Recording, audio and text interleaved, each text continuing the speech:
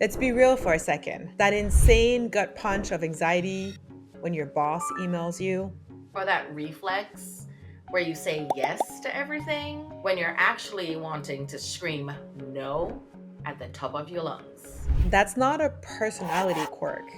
That's a ghost. It's a younger version of you. And it is literally running your entire life from the shadows. And let's be 100% clear. When I talk about your inner child, I'm not talking about happy memories or being nostalgic. This is way deeper. Exactly. We're talking about the part of your brain that is still stuck in the past, running an old, broken software. It's the part of you that learned a bunch of crazy survival rules to get through childhood. And it's still using those rules even when they're destroying your adult life. This isn't about looking backwards. This is an intervention. So if you're ready to stop being haunted, let's talk about how to win. You're listening to The Pathless Path. We're two women figuring it out as we go. This isn't about perfection. It's about staying rooted in truth, not trends, and having the conversations most people avoid. So, what even is this inner child? Forget the boring psychology lesson. This isn't some tiny kid living in your head. It's the part of your brain holding every single emotion, belief, and experience from where you were as a kid. It's a part of you that existed before you learned to fake it, before you learned to act perfect. It holds your creativity and joy for sure. But I learned it also holds every single wound. And when we say wound, don't just think of some huge cinematic trauma. For most of us, the wounds are sneakier. It's every time you were told, stop crying, and you learned your feelings were a problem. Or every time you only got praise for winning and you learned that your value was based on being the best. Every time you felt invisible. These aren't just bad memories, they are viruses that have installed deep emotional bugs in your programming.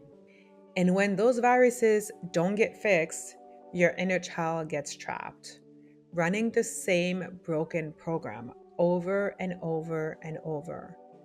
That part of you is the perfectionist who is terrified that one tiny mistake means everyone will abandon them. It's the people pleaser who you've learned that saying no was dangerous. It's the reason you can't set a boundary to save your life because that kid learned that their needs were always last. These are not character flaws. They are outdated survival programs, and they are keeping you from winning. So if you are at war with your own programming, how do you win? This is the secret. You don't fight it, you don't erase it, you find it, you understand it, and you hack the code. Here's your first mission. First, you have to stop pretending it's not there. You can't fix the problem you refuse to look at. So here's what you're going to do. Find a picture of yourself as a kid, not a perfect, smiling photo, but a real one. Make it your phone background. I want you to see it 100 times a day. I've done this, and it is wild. The next time you're about to trash talk yourself for a mistake, you look at that kid and you have to ask, would I say that to them? This isn't about being soft, it's a firewall against your own inner critic. That brutal voice you think is motivating you You'll realize it's just an old bug in your system, and we're about to delete it. Next, we're going on an intelligence gathering mission. Get a notebook, write a letter to that kid in the photo. Start with, I see you. I'm finally ready to listen. Then you ask the insane questions. What are you still so angry about? What did you need to hear back then that nobody said? What lie are you still believing is true? Then you flip the script. Write a letter back from that kid, and you cannot filter it. You have to let that raw, illogical, childish feelings pour onto the page. I was shocked by the pure anger and fear that came out when I did it. This isn't about blaming people, it's about seeing the raw data of what you felt so you can finally fix the glitch in the present. That random tightness in your chest, the pit in your stomach, that's not random. That's your inner child launching a rescue flare. It communicates with your body because for years you've been ignoring it. This is where you learn to decode these signals. This has been an absolute game changer for me. The next time you feel that wave of insane anxiety, I challenge you to stop. Don't scroll on your phone. Don't grab a drink. Put your hand on your heart. Breathe and ask, what is this feeling? Where is it? Don't even try to fix it. Just notice it. Exactly. The simple act of paying attention tells your entire nervous system that the threat is gone. You're not a kid in that old situation anymore. You're here, you're an adult, and you're safe now. This next step is the most controversial and the most powerful: reparenting.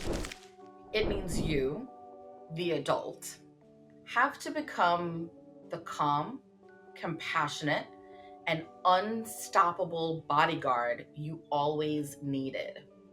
Forget tough love. When your inner child critic starts screaming that you're a failure, you now need to step in. And you literally tell yourself, it's okay to make a mistake. Your worth is not negotiable. I've got you. It felt so weird at first, but this isn't about being soft. It's a hardcore act of self defense against years of negative reprogramming. Finally, healing isn't all serious, hard work.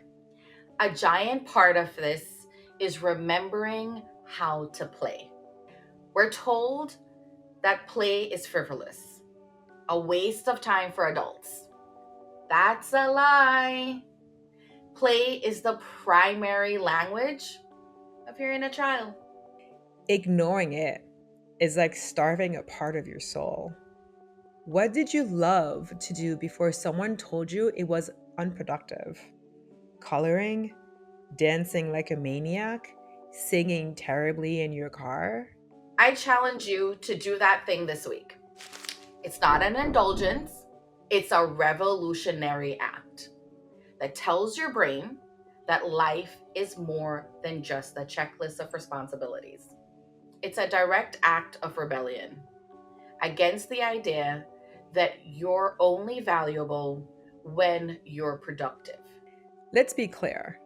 This isn't about getting lost in the past or being soft on yourself. It's a strategic mission to hack your own brain. It's about learning to see the ghost in your machine, interrogate it, decode your body's alarms, reparent yourself with insane kindness and reconnect with the rebellious act of play. And this isn't a one time fix.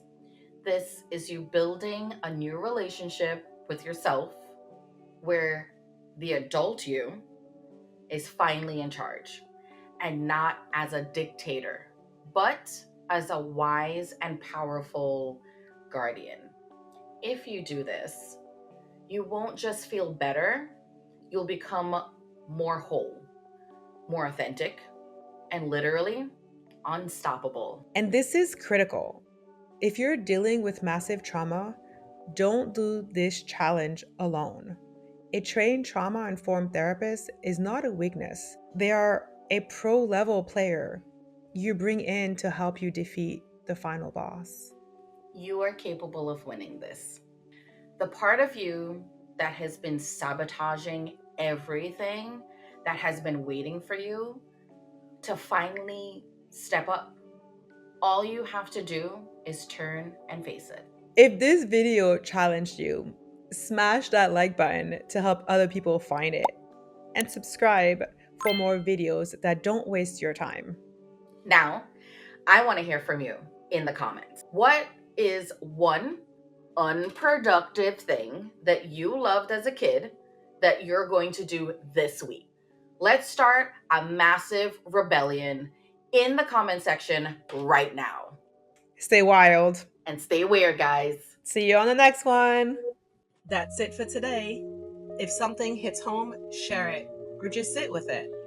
Follow the show. We've got more coming soon.